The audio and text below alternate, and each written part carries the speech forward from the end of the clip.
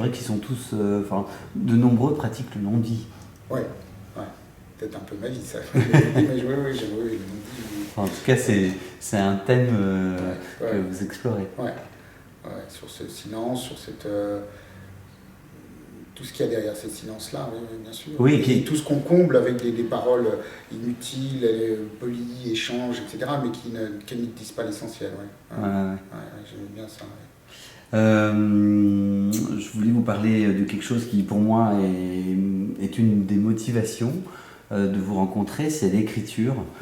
Pour le coup, il y a une vraie plume, un vrai travail, dans le sens où, ok, vous nous racontez une histoire, mais vous avez quand même cherché à ce que cette histoire, elle soit racontée avec un certain style. Pour moi, vous avez designé l'écriture. Oui, c'est important. Alors, c'est dans les strates du style. Je pense que le travail journalistique que j'ai pu faire pendant 18 ans m'a appris à épurer mon style et petit à petit à enlever tous les effets, les scories littéraires, etc.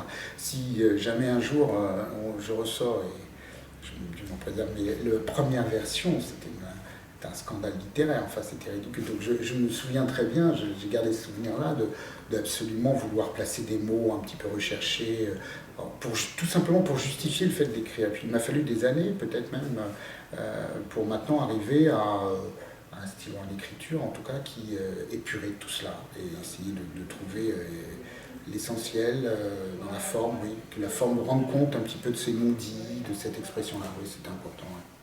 Oui, et ça répond bien à votre exigence de départ de publier un livre, mais pas à tout prix. C'est-à-dire que l'écriture soit quand même de très bonne qualité avant d'y aller. Oui, sans porter de jugement sur ce que font les autres. Il y avait cette exigence.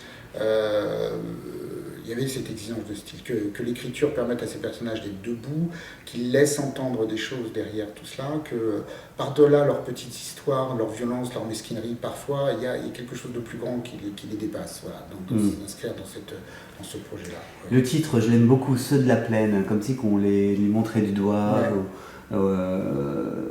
Vous pouvez en dire beaucoup de bien, il n'est pas de moi. Donc, non, mais c'est... Mais oui. Au départ, le titre que j'avais proposé plutôt, c'était Les gens de la plaine. Et puis après, Les gens de la plaine, ça avait ce côté les gens, qui est une utilisation maintenant un peu galvaudée. Et donc, finalement, on m'a proposé Ceux de la plaine. Voilà, donc c'était Ceux de la plaine.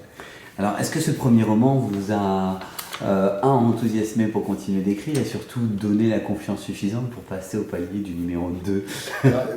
Oui, du coup il faut recommencer, donc il faut repartir de la page blanche. Parce que là j'ai eu un vrai plaisir aussi, c'est de ressortir, il y avait un danger au début, quelque chose qui me faisait terriblement peur, c'est de retravailler des choses que j'ai écrites il y a 20 ans, avec cette idée de je vais tout mettre à la poubelle, ça n'a aucun intérêt. Et puis petit à petit je me suis repris au jeu, j'ai énormément retravaillé ça, mais j'aimais bien retravailler, j'aime bien l'idée de retravailler quelque chose. Et maintenant, il faut que je reparte de rien, et donc il faut que je m'y remette. J'essaye de partir de cette région, et finalement, j'y reviens toujours. Ouais. J'y reviens. Et je me dis qu'après tout, si c'est là que tu y trouves une source d'inspiration, une écriture, c'est pas très grave. Tu n'es pas obligé d'être un écrivain parisien, un parisianiste. C'est vrai, après tout.